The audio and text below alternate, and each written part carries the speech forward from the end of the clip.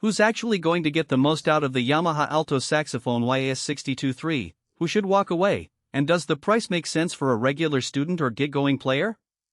Link is in the description if you want to check the product details on Amazon.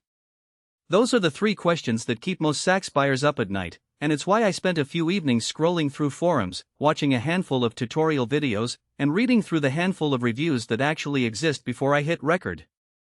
If you're standing in a music store staring at a glossy lacquered instrument and wondering whether you're buying a future pro or just a shiny piece of metal, you're not alone. The biggest hesitation I hear from beginners is the fear of overpaying for a professional-grade saxophone only to end up with a mouthpiece that feels too big, a key action that's too heavy, or an instrument that simply won't sit well on a student's budget. On the other side of the spectrum, advanced players worry about hidden trade-offs. Sometimes a high-end model can be so finely tuned that it demands a level of maintenance you might not have time for between rehearsals. The YAS62 YAS sits right in that middle ground, and the question is whether its blend of features actually translates into everyday value. Let's start with the neck. Yamaha introduced a new 62-style neck on this model, and that isn't just a marketing line. The neck is annealed, which means it's been heat-treated to reduce internal stresses. In practical terms, that gives you a slightly more responsive feel when you transition between the low BB and the higher altissimo range. I tried that neck on a few simple etude excerpts, and the shift from the low register up to the high F hashtag felt smoother than on a standard student sax I've owned for years. That smoothness matters when you're trying to nail a quick bebop line or a classical phrase that jumps across several registers. You won't feel the catch that sometimes trips up less refined necks. One of the standout practical features is the front F key and the high F hashtag key. Those extra levers give you alternate fingerings that are essential for modern jazz improvisation and for classical repertoire that requires clean high notes. For a gigging player who needs to hit a crisp high F hashtag on the fly, that extra key can be the difference between sounding professional and sounding tentative. The trade-off, however, is a slightly steeper learning curve. If you're a total beginner, you'll have to spend a few extra minutes getting comfortable with the extra keys, but the muscle memory builds quickly once you start using them.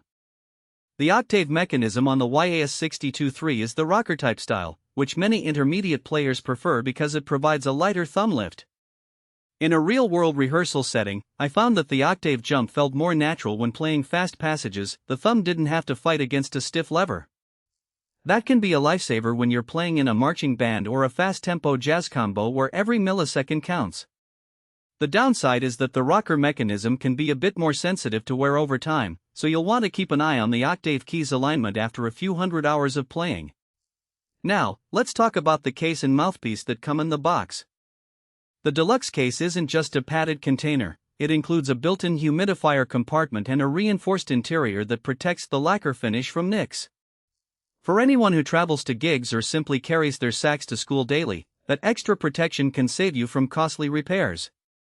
The mouthpiece is a standard Yamaha 4.5, which is a solid starting point for most players, but seasoned saxophonists often swap it out for a custom mouthpiece that matches their embouchure. If you plan to upgrade your mouthpiece within the first few months, the included one is essentially a placeholder, not a flaw, just a fact to be aware of. So, who should buy this? If you're a high school or college student who's already comfortable with the basics and looking to step up to a professional-grade instrument without breaking the bank, the YAS62 YAS is a logical next step. Its extra keys, more responsive neck, and smoother octave mechanism give you room to grow. It also works well for gigging musicians who need reliability and a bit more tonal flexibility than a typical student model. On the other hand, if you're a complete beginner who hasn't yet mastered the low BB and simple scale patterns, the added complexity might feel overwhelming. In that case, a more basic student sax could be a better way to build confidence before you invest in the YAS62 YAS's finer details.